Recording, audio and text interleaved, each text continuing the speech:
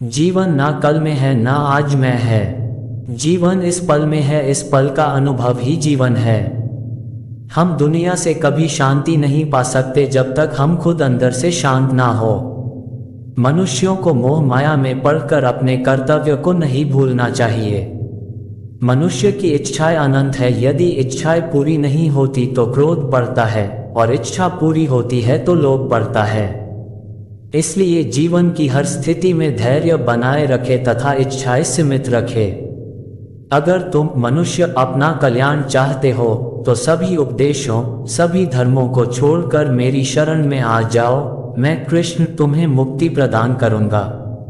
कर्मयोगी अपने मन और बुद्धि की शुद्धि के लिए ही अपने शरीर, मन, बुद्धि और इंद्रियों के साथ आसक्ति रहित होकर कर्म करते हैं।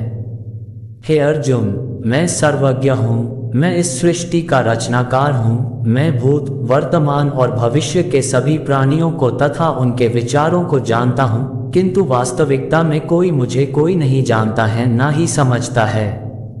लोग कहते हैं अपनों के आगे झुक जाना चाहिए, किंतु सच बात तो यह है, जो अपने होते हैं वह कभी झुकने नहीं देते।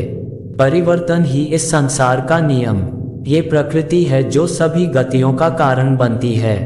अहंकार से मोहित मूर्ख उस धारणा को धारण करता है जो कहती है मैंने किया।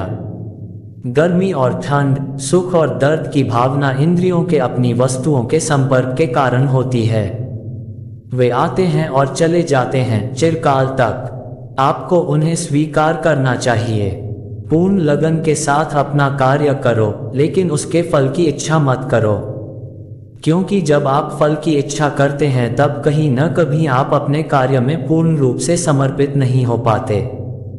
गति के लिए चरणों पर ध्यान देना आवश्यक है, किंतु प्रगति के लिए सदैव आचरण पर ही ध्यान देना चाहिए।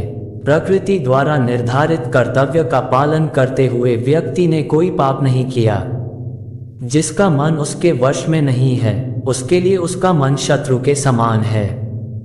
वो मूर्ख हैं जो प्रेम को बकवास कहते हैं। प्रेम इस दुनिया की जड़ है जिससे दुनिया बनी है।